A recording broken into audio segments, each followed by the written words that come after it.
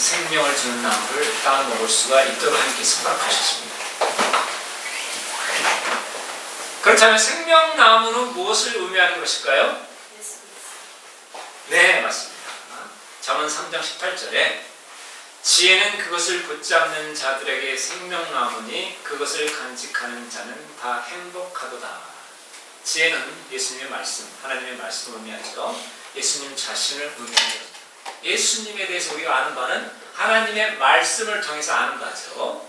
그래서 말씀이 예수님의 모든 것을 예수님의 그분이 어떤 분이신지, 그분이 어떤 성품을 가지신 분인지, 그분이 어떤 계획을 가지고 계신지, 또 그분이 우리를 위해서 얼마나 큰 희생을 치르셨는지, 우리를 얼마나 사랑하시는지 말씀을 통해서 우리가 이해할 수 있는 것입니다.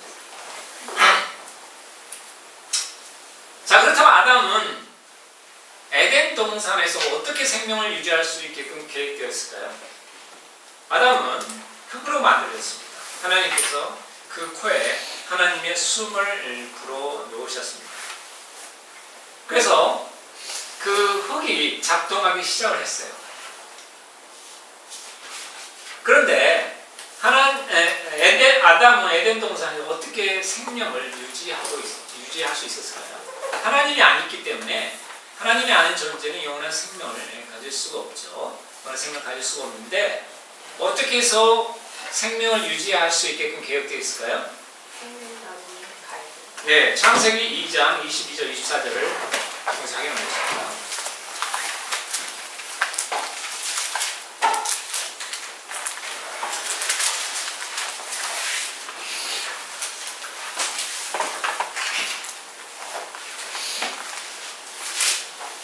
장 22절 24절 말씀입니다.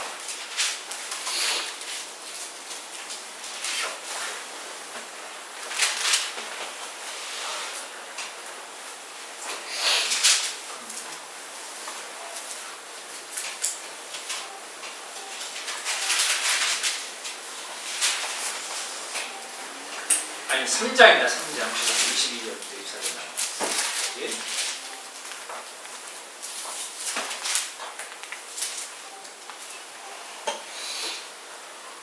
다시 공부하겠습니다. 시작. 주 하나님께서 이르시되 보라 남자가 우리 중에 하나같이 되어 선악을 알게 되었도다.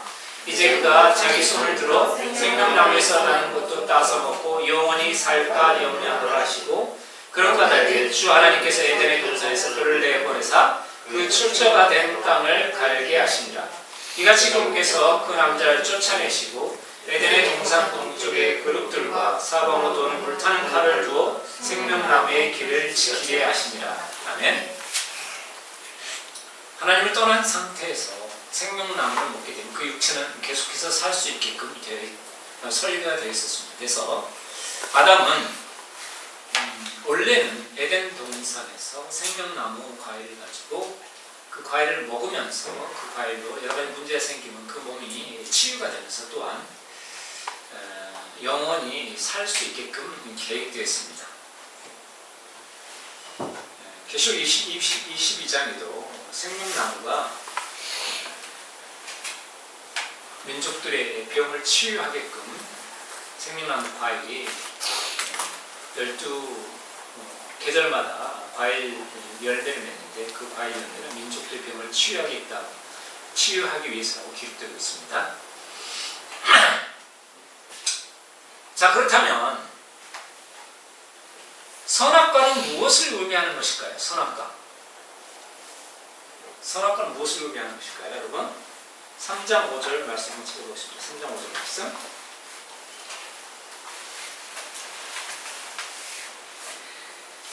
다시 공부하시겠습니다. 시작.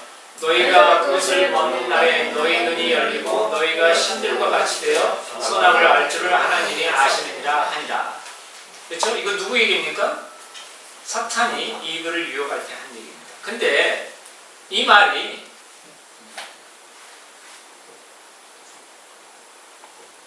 실은 거짓말은 아니었어요.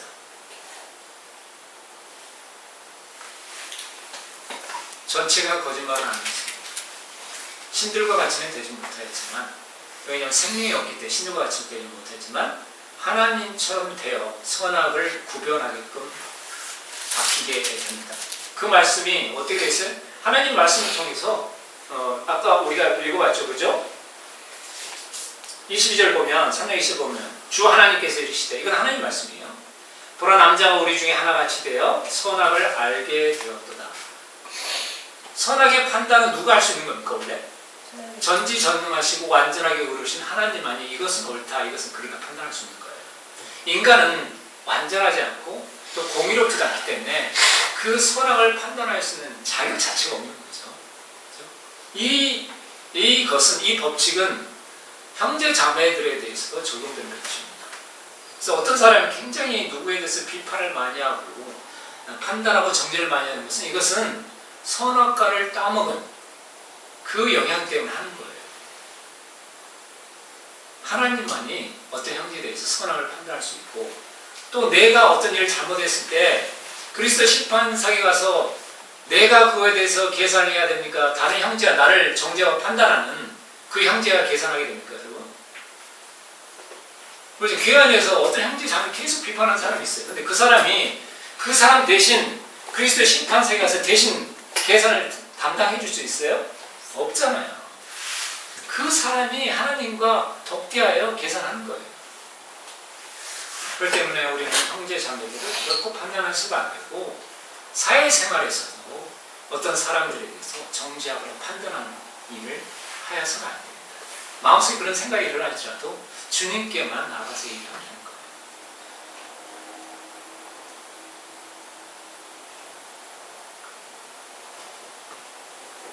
남을 비판하고 남을 까레뭉개고 말미암아 자기를 내세우는 것은 어느 집단들이 하는 일입니까? 어느 집단들이 하는 거예요? 정치인들이 하는 거예요. 정치인들이 하는 얘기를 보세요. 그래서 남을 비판, 자기를 높이는 거, 이건 정치인들이 하는 일이고, 우리 그리스도인들이 할 일이 아닙니다. 자, 선악과는 이처럼 하나님처럼 되고자 하는 마음이야. 이건 악하고 이건 선한 거기 때문에 저 사람이 이건 악한 것만 해도 그렇소. 그건 악한 사람이야. 이거죠. 비판이라는 게 이런 거 아닙니까? 그죠? 내가 하나님이 되는 거예요. 내가 하나님이 되기 때문에 남을 비판할 수 있게 되는 거예요.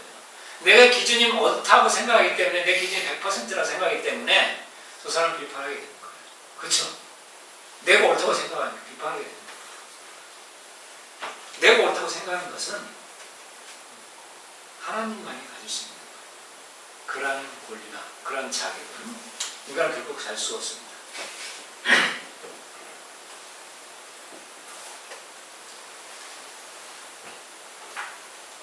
즉, 선악과는 하나님께 순종하고 의지하지 않는 마음, 스스로 선악을 판단하여 자기 중심적으로 살아가는 사람들의 모습을 의미합니다. 그런데 하나님 필요 없어요. 나 혼자 스스로 살겠어요. 내가 선악을 판단하며 옳고 그름을 판단하며 살겠습니다 하고 아담이 떠난 것처럼, 그 사람들도 지금도 하나님 없이 살아가고 있는데, 그런 사람들의 모습이 갈라디아서 5장 잘 나와 있습니다. 한번 살펴보겠습니다. 갈라디아서 5장 19절부터 24절 말씀입니다.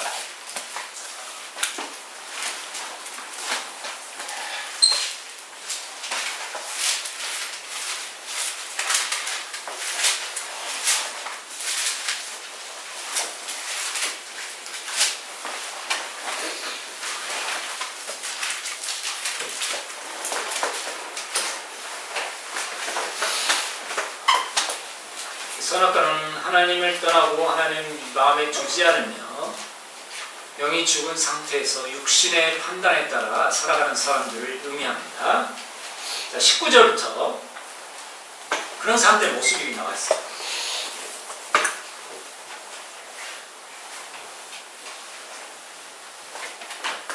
19절부터 24절까지 22절부터는 하나님께 속한 사람들, 하나님을 의지하며 생명나무에서 나는 열매를, 하나님의 지혜의 말씀을 늘 먹으며 살아가는 사람들과 대조되어 나와 있습니다. 19절부터 24절까지 말씀입니다. 다시 공부하겠습니다. 시작! 이제 육신의 행위들은 명백하니 이것들이라. 곧 간음과 음행과 부정함과 세욕과 우상숭배와 마술과 증오와 불화와 경쟁과 진노와 다툼과 폭동과 이단하다와 시기와 살인과 술취함과 훔쳐냄과 또 그와 같은 것들이라. 내가 또한 좀 전에 너에게 말한 것 같이 이것들에 대하여 미리 너에게 말하노니 그런 것들을 행하는 자들은 결코 하나님의 왕국을 성소같이 못하리라. 그러나 성령의 열매는 사랑과 기쁨과 화평과 오래 참음과 부드러움과 선함과 믿음과 온유와 절제니 이 같은 것을 대적할 법이 없느니라. 그리스도께 속한 사람들은 애착들과 정욕들과 함께 육신을 십자가에 못 박았느니라. 네, 24절까지요. 24절 말씀은 선악과를 십자가에 못 박았다는 얘기입니다. 선악과를 우리가 취하지 않는다는 의미입니다. 그리스도께 속한 사람들. 그렇기 때문에 사랑과 기쁨과 화평과 오래 참음과 부드러움과 선함과 믿음과 온유와 절제니 이 같은 성령의 열매가 매일의 삶 속에서 나타나는 것입니다.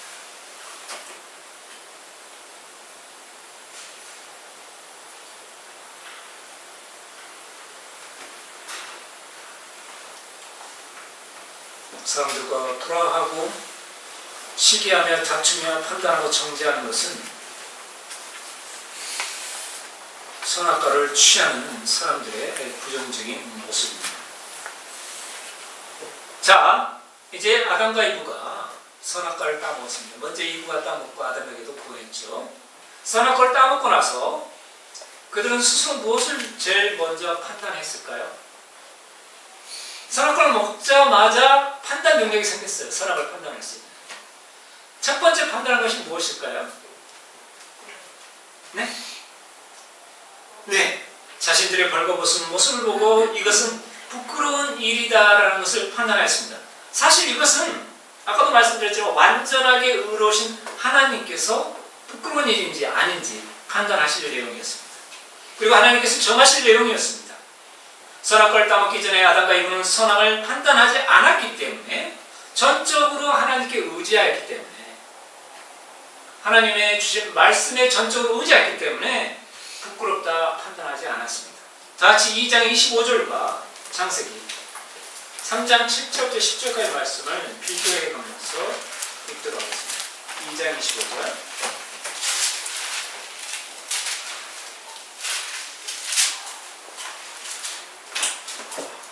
창세기 2장 25절 먼저 본거가 있습니다. 시작. 그 남자와 그 아내가 둘 다 벌거벗었으나 부끄러워하지 아니하더라. 3장 7절부터 11절까지 말씀입니다. 시작. 그들 두 사람의 눈이 열리매 그들이 자기들이 벌거벗은 줄 알고는 무화과 나무 잎을 함께 여고 자기들 위에 앞치마를 만들었더라. 그들이 그날 서물할 때 동산에서 거리시는 주 하나님의 음성을 듣고 아담과 그 아내가 주 하나님 앞을 떠나 동산의 나무들 가운데 숨음에 주 하나님께서 아담을 부르시며 그에게 이르시되 내가 어디 있느냐 하시니 그가 이르되 내가 동산에서 하나님의 음성을 듣고 벌거벗었으므로 두려워하여 숨었나이다 하거늘 그분께서 이르시되 내가 벌거벗은 것을 누가 내게 알려주었느냐 내가 내게 먹지 말라고 명령한 그 나무에서 나는 것을 내가 먹었느냐 하시니 하면 11절을 보시면 내가 벌거벗은 것을 누가 내게 알려주었느냐 그죠? 하나님께서 이들에게 그걸 알려주지 않았어요. 또 부끄럽다는 내용도 알려주지 않았습니다. 근데 어떻게 알게 됐어요? 아담 스스로 선악을 판단하는 주체가 되어서 그렇게 생각했던 것입니다.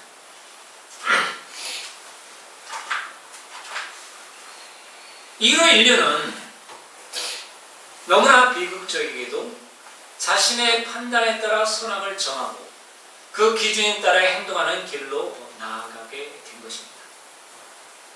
그렇죠? 인류 문명의 역사가 그런 것입니다. 하나님과 관계없이 자기가 선악의 기준이 돼서 자기가 옳다고 생각하고 자기에게 유익이 된다고 생각하는 방향으로 계속해서 나가는 게 바로 인류 문명의 역사입니다. 인류 문명의 역사에서 얼마나 많은 사람들의 피가 무고한 사람 피가 땅 위에 흘려졌습니까? 인류 역사는 사실은 피의 역사입니다. 범죄로 인한 피의 역사. 소설 역사 드라마 보면 수많은 전쟁. 그러니까 인류 역사가 전쟁이 지금까지 선사시대부터 따지면 BC 4000년, 그 다음에 서기 2000년, 인류 역사 6000년 동안 전쟁이 없었던 시기가 거의 없었다고 합니다. 그죠? 전쟁이 없었고 평화가 유지되던 시기가 수많은 사람들이 전쟁을 통해서 개인의 욕심을 통해서 개인의 권력욕의 희생자가 돼서 수많은 피를 흘리게 됐던 것입니다. 자, 한 가지 여러분께 여쭤보겠습니다. 너는 흑인이 흑으로 돌아갈지니라는 말씀은 무엇을 의미하는 것일까요? 너는 흑인이 흑으로 돌아갈지라는 말씀. 그렇죠? 왜냐하면 영이 죽은 사람은 생명이 없는 흙과 같은 존재이기 때문입니다. 하나님으로부터 생명을 받아 살아가는 존재에서 자, 흙으로 만들었죠, 아담은. 근데 아담이 어떻게 살아있는 존재가 되었어요? 하나님께서 그 코에 숨을 불어넣으셨기 때문에 살아있는 존재가 되었습니다.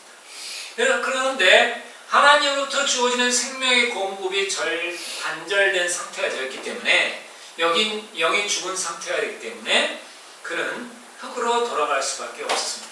하나님의 긍휼에 의해서 아담으로 하여금 그 930년 동안 아담을 살 수 있게끔 영이 죽은 상태에서 영이 닫혀진 상태에서도 하나님께서 아담으로 하여금 살 수 있도록 했습니다. 왜냐하면 인류 자손을 또 퍼뜨려야 하는 문제가 있고 또 자기가 경험한 하나님에 대해서 아담이 자손들에게 하나님에 대해서 알려줘야 하는 하나님께서 에덴 동산을 만드셨고 에덴 동산에서 생명나무와 선악과 나무를 정하셨는데 선악과 나무를 일단 먹은 바람에 에덴 동산에서 쫓겨나서 땅이 저주를 받고 사람은 그때로부터 여자들은 그야말로 산고의 고통이 더해졌으며 남자들은 땀을 흘려서 밭을 갈아야만이 빵을 먹을 수 있게 되었다라는 것을 누가 알려줬겠습니까, 여러분? 자녀들에게 아담과 이브가 알려주었던 것입니다. 그렇기 때문에 하나님께서 930년 동안 긍휼의 기간을 그들에게 허락하였던 것입니다. 물론 영은 닫혀진 상태였죠. 자, 이처럼 하나님을 떠나 인간 스스로 판단하며 사는 삶은 어떠한 것일까요? 네, 3장 16절부터 19절까지 말씀. 자, 스스로 하나님이 되어 선악을 판단하며 하나님 없이 자신이 스스로 인생을 개척하며 살아가는 삶은 어떠한 삶일까요?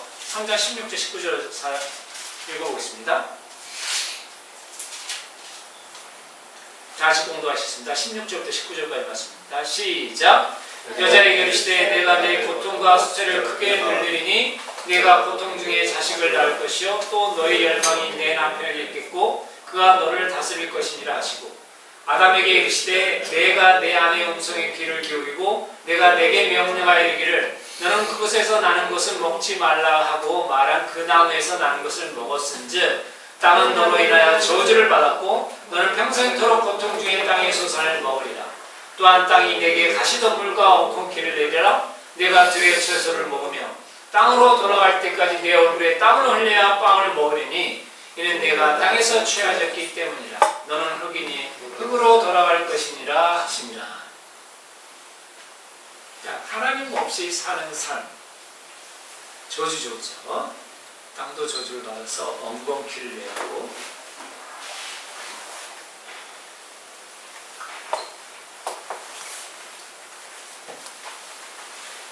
빵을 먹기 위해서는 수확량이 잘 나오지 않은 엉겅퀴가 많이 나오는 잡초가 많이 나오는 땅을 부지런히 경작해야만이 빵을 먹을 수 있게 된 것입니다. 참 우주 만물을 창조하신 전지전능하나님께서 모든 것을 다 주실 수 있는 분이에요. 우리 과일, 곡식, 고기 다 주실 수 있는 분이에요. 그런데 하나님이 그런 하나님이 필요 없다고 떠나는 순간 이렇게 저주의 삶으로 들어가게 된 것입니다. 인류는.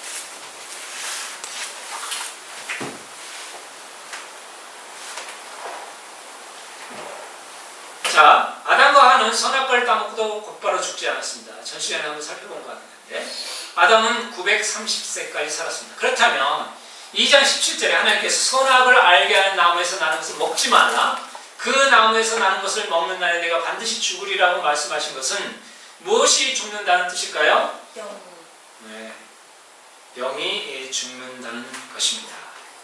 야고보서 2장 26절에 영이 없는 몸이 죽은 것 같이 영이 없는 몸은 죽었다는 거예요. 아담은 영이 닫혀져 있지만 죽은 것이다 라고 성경은 전하고 있습니다. 영이 닫혀진 상태에 죽은 것이다. 존재는 하고 있지만 죽은 것이다 마찬가지다 라고 얘기하고 있습니다. 이를 확인시켜주는 말씀을 한번 살펴보겠습니다. 다같이 전도서 12장 1절 7절까지 말씀입니다. 전도서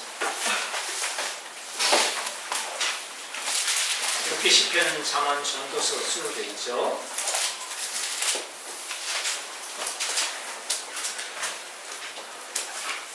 (1절부터)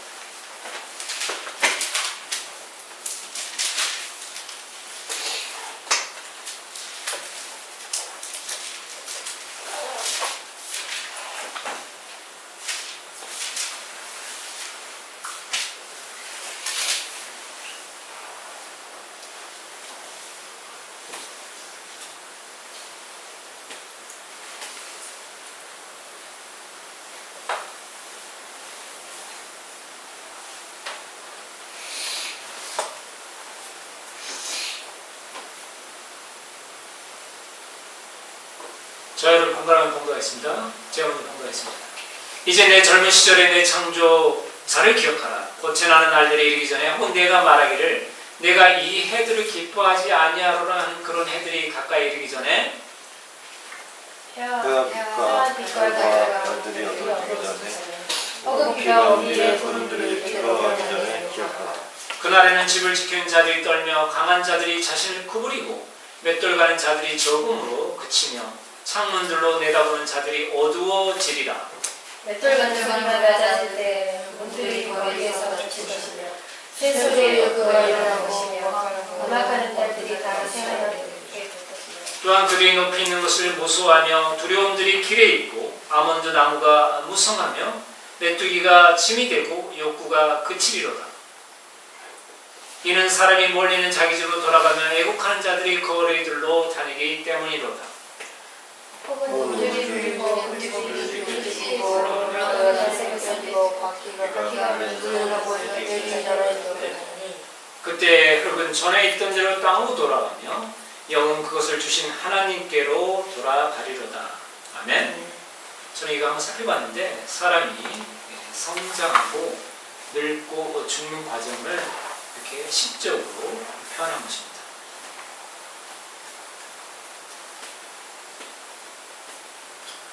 은줄이 풀린다는 것은 사람을 구성하고 있는 신경 계통에 문제가 생긴다는 거고 근그릇이 깨진다는 것은 뇌에 문제가 생긴다는 겁니다. 나이가 들면 뇌에 문제가 생기죠.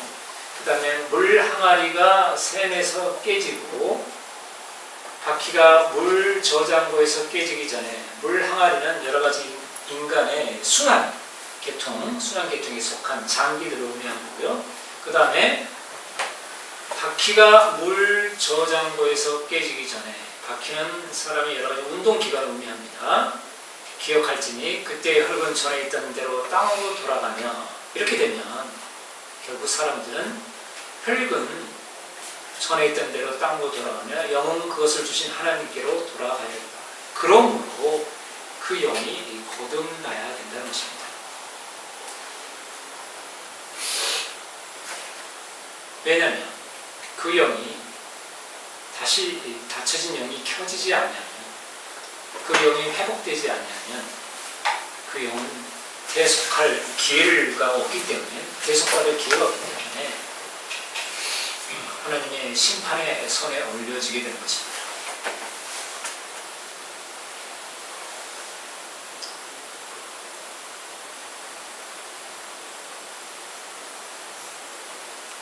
그런데 하나님께서는 우리 사람들을 긍휼히 여기셨습니다. 아담의 반역으로 인해 그 위에 태어날 사람들은 영원한 생명을 잃어버린 가운데 영이 죽은 가운데 태어나게 되었습니다. 이런 사람들이 긍휼히 여기셨기 때문에 하나님은 또 다른 계획을 가지고 계셨습니다. 그럼 그 계획은 무엇이었습니까, 여러분? 하나님의 아들 직접 보내셔서 대속의 생명물로 주신 것이었습니다. 3장 15절 말씀이죠. 3장 15절 말씀.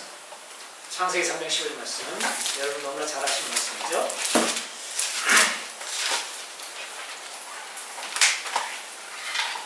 다 같이 봉독하셨습니다. 시작. 내가 너와 여자 사이에 또 내 씨와 그녀의 씨 사이에 적개심을 두리니 그 씨는 내 머리를 상하게 할 것이요 너는 그의 발꿈치를 상하게 할 것이니라 하시고. 네. 여기서 하나님께서 마귀에게 사탄에게 주는 말씀입니다. 내가 너와 여자 사이에, 사탄과 여자 사이에 또 내 씨와 사탄의 씨와 그녀의 씨 사이에, 여자의 씨 사이에 적개심을 두리니 그 씨는 내 머리를 상하게 할 것이요. 여자의 씨. 여자의 씨는 없죠. 근데 여자의 씨라고 얘기하셨습니다. 나중에 이제 살펴보면 예수 그리스도께서 처녀의 몸에서 태어나신다. 남자를 알지 못하는 처녀의 몸에서 태어나실 것이라는 것을 예언하시는 말씀입니다. 너는 그의 발꿈치를 상하게 할 것이라는 말씀을 십자가에서 예수님께서 순환당하실 것을 예언하신 말씀입니다. 이사야 7장 14절 48 보면 이 말씀이 그대로 다시 한번 이사야 대언자에게 예언되음을 알 수 있습니다. 이사야 7장 14절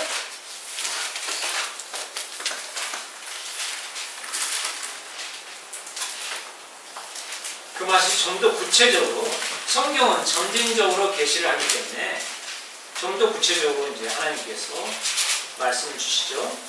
이사야 7장 14절 말씀 다시 봉독하겠습니다. 시작.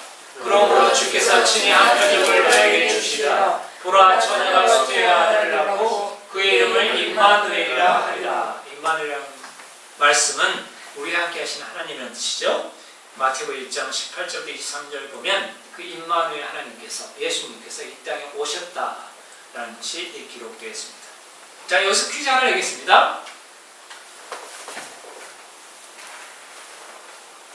데살로니가 전서 5장 23절에 의하면 평강의 바로 그 하나님께서 너희를 온전하게 거룩히 구별하시기를 원하노라. 내가 하나님께 기도하여 너희 온 영과 혼과 몸을 우리 주 예수 그리스도께서 오실 때까지 흠없이 보존해 주시기를 구하노라. 이렇게 말씀하고 계십니다. 인간이 몸과 혼과 영 삼중 구조로 되어 있는 존재라는 것을 이렇게 알려주고 있습니다. 그렇다면 동물에게도 혼과 영이 있을까요? 없어요.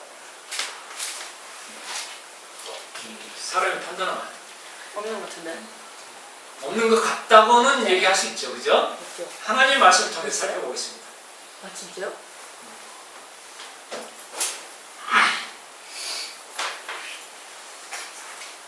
자,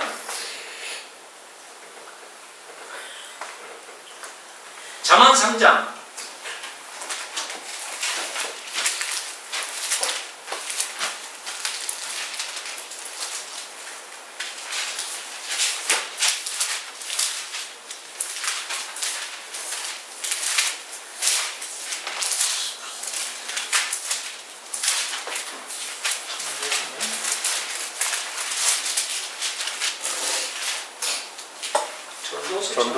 전도서죠? 네. 전도서 맞습니다. 전도서.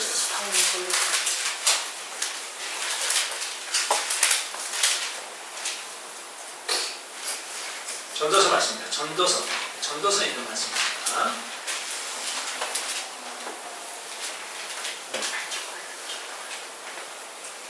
(19절부터 21절) 그런 말씀입니다. 다 같이 공부하셨습니다. 시작.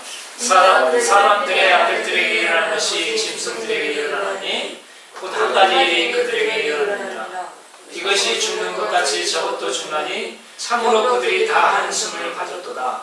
그러므로 사람이 짐승보다 뛰어날 것이 없나니 이는 모든 것이 헛된 것이기 때문이로다. 모두가 한 곳으로 가나니 모두가 흙에서 나와 모두가 다시 흙으로 돌아가니와 위로 올라가는 사람의 영과 땅으로 내려가는 짐승의 영을 누가 알리요? 짐승도 영이 있다는 겁니까? 없다는 겁니까? 있대요. 있다는 겁니다. 있는데 다만 구원의 대상이 아니기 때문에 짐승은 하나님의 손에 갈 필요가 없죠. 사람은 구원의 대상이기 때문에 하나님의 심판의 손에 맡겨져서 그가 그 혼이 거듭났느냐 안 났느냐를 하나님 앞에 심판을 받게 됩니다. 예수 그리스도의 대속의 은혜 안에 있느냐 없느냐가 기준이 돼서 그 영이 닫혀진 상태에서 예수 그리스도의 보혈을 신뢰하지 않은 영이라면 지옥으로 가게 되는 거고, 그러니까 예수 그리스도를 신뢰해서 예수 그리스도의 보혈의 대속의 은혜를 신뢰한 사람이라면 하나님이 자녀로 회복되어 하나님과 함께 영원히 거하게 되는 것입니다. 몸이라는 것은 외부로부터 들어오는 여러 가지 정보를 받아들이는 거죠. 그래서 눈, 코, 입, 촉각 이런 것을 의미합니다. 코는 외부로부터 들어온 정보를 가공하는 거죠. 영은 하나님과 대화하는 것입니다. 영적인 것을 분별하는 것.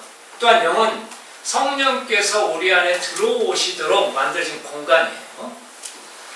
성령이 우리 안에 들어오지 않으면 사탄이 들어온다거나 사탄의 무리 마귀가 들어온다거나 그렇게 되는 거죠. 성령께서 우리 안에 들어오셔야만이 그러니까 우리가 주님의 대속의 은혜를 힘입어 하나님의 자녀로 회복될 수 있습니다. 성령으로 새 생명을 얻게 돼요. 그것을 또 거듭남이라고 요한복음 3장에서 표현하고 있죠.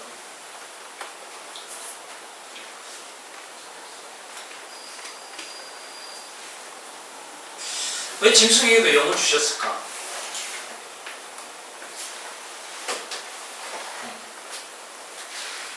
동물이 말을 한 사건이 성경에 있어요. 말했다는 것은 그 영이 하나님께 역사에서 말을 했다는 거잖아요. 다 같이 민수기 22장. 민수기 22장. 어른들도 피곤하고 학생들도 피곤하고 그렇죠. 졸리면 자세요. 관계없습니다. 민수기 22장. 성출 내민신 22장 22에서 31절 나왔습니다. 31절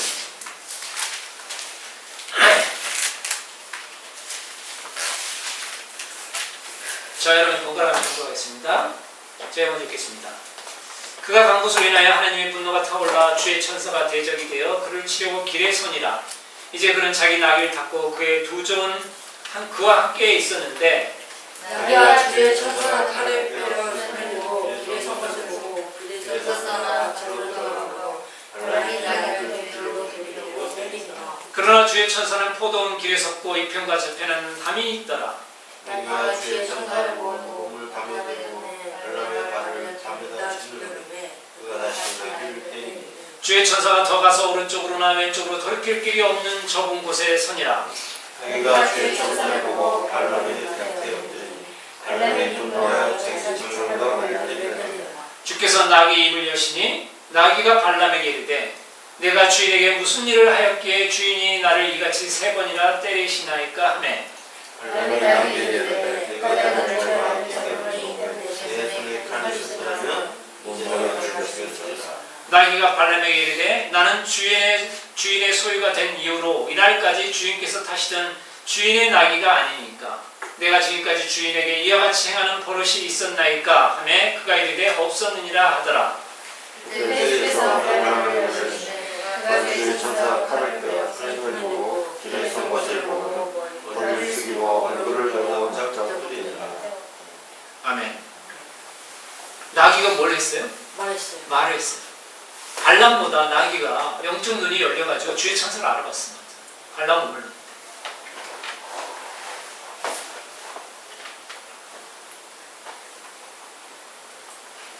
네, 재밌는 장면이죠. 왜 동물에게도 영을 주셨을까? 영을 통해서 짐승을 통해 역사하셔서 하나님께서 모든 게 하나님 도움으로 사용되는데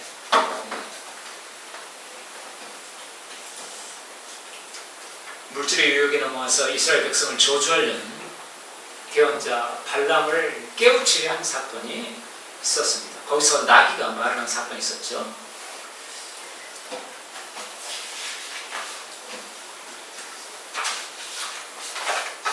아담 이후로도 여전히 사람들은 선악과를 열심히 따먹고 있습니다. 하나님을 의지하지 않고 신뢰하지 않으면 자기 삶을 결정하는 모든 것, 즉 하나님 없는 가운데 유토피아를 꿈꾸고 있습니다. 인본주의가 하나님이 없는 가운데 유토피아를 꿈꾸는 게 인본주의죠. 인본주의 반대말은 뭡니까 여러분? 신문주의. 신본주의죠. 하나님 본의의 삶. 지금 현재 현대 문명은 인본주의죠. 인본주의 끝은 절망입니다. 절망. 비극이에요. 그렇기 때문에 인본주의의 상위 계층, 미국 같은데도 1%가 미국 부의 70%가를 쥐고 있대요. 1% 사람들이. 그래서 이제 미국의 이제 민주당의 대통령 후보가 이제 힐러리하고 샌더스가 경선을 하고 있는데 샌더스가 하는 게 그렇습니다. 미국 모든 부의 70% 이상이 단 1%에게 들어가고 있다. 그렇기 때문에 당신들 점점 힘들어지고 점점 가난해지고 있다. 이것은 옳지 않다. 그걸 주장하고 있습니다. 우리도 마찬가지입니다. 신자유주의. 돈을 벌기 때문에 자본가는 점점 돈을 부자 되고 서민들의 허심은 점점 가벼워지는 그런 것으로 가고 있습니다. 그래서 인본주의는 굉장히 화려해 보지만 실제적으로 굉장히 냉혹하고 냉정하며 소수의 사람들만 잘 살기 위한 정책으로 갈 수밖에 없는 것이죠. 그것이 비극이죠. 하나님께서는 하나님 자녀 모든 사람들이 하나님이 주신 놀라운 선하신 가운데 모두가 기쁨 가운데 하나님을 찬양하며 살기를 원하시는 겁니다.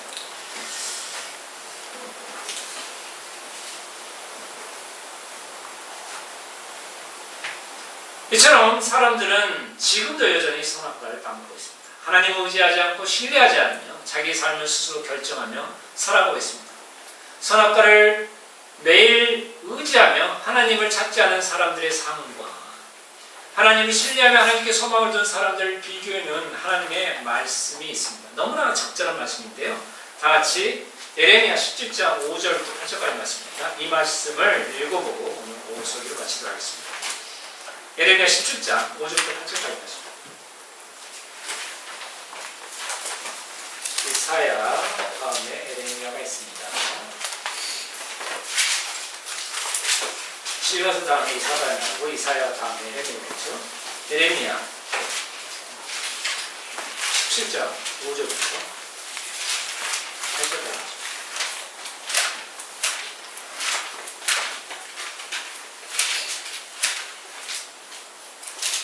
선악과를 따먹는 사람, 매일같이 신뢰하는 사람과 생명나무에 의지하는 사람이 비대조되어 나타나고 있어요. 다시 공동하셨습니다. 시작. 주가 이같이 말하노라 사람은 신뢰하며 육체를 자기 무기로 삼고 마음이 주로 떠난 사람은 저주를 받으리라. 그는 사막에 있은 나무 같아서 좋은 일이 오는 때에 그것을 보지 못하며 다만 광야와 소금 땅과 사람이 거주하지 않는 메마른 곳에 거하리라. 주를 신뢰하며 주를 소망으로 삼는 사람은 복이 있나니 그런 물가에 심은 나무는 곧 뿌리를 강가로 뻗은 나무 같아서 더위가 오는 때를 보지 아니하며 잎이 푸르고 가무는 해에도 걱정이 없으며 열매 맺는 일을 그치지 아니하며. 아멘. 선악과를 의지하는 사람들의 모습이 5절부터 6절까지 나와 있고 생명나무를 신뢰하며 살아가는 사람들의 복된 모습이 7절부터 8절까지 있습니다. 사막의 히스나무라는 것은 여러분 그 서부 영화를 보면 광야에 모래바람이 남길 때 이렇게 덩굴이 이렇게 굴러가잖아요. 그 히스나무. 그래서 메마른 땅에 그야말로 말라서 이렇게 여기저기 떠다니는 그 덩굴처럼 살아갈 수밖에 없는 겁니다. 하나님을 떠나는 삶이 그렇다는 것입니다. 사랑하는 형제 자매 여러분, 우리 인생은 우리에게 달려있는 것이 아닙니다. 또한 우리 스스로 판단하여 개척할 수 있는 것이 아닙니다. 다만 하나님이 허락하신 환경에서 땀을 흘리며 일해야 되지만 우리가 스스로 판단하여 개척할 수 있는 것이 아닙니다. 우리들의 인생은 오직 전능하신 하나님의 손에 달려있습니다. 하나님께 우리의 모든 것을 맡기십시오. 무엇보다 하나님께서 허락하신 환경에 감사하십시오. 그리고 긍휼이 풍성하신 그분께 나아가 간구하십시오. 주를 신뢰하며 주를 소망으로 삼는 사람은 복이 있다고 하나님께서 우리에게 약속하셨습니다. 그런 물가에 심은 나무 곧 뿌리를 강가로 뻗은 나무 같아서 저희가 오는 때를 보지 아니하며 잎이 푸르고 가물은 해도 걱정이 없으며 열매 맺는 일을 그치지 않는다고 약속하고 계십니다. 이 말씀을 굳게 붙잡고 주님의 인도하심을 기다리는 저와 여러분이 되시길 주님의 이름으로 축원합니다. 기도하시겠습니다.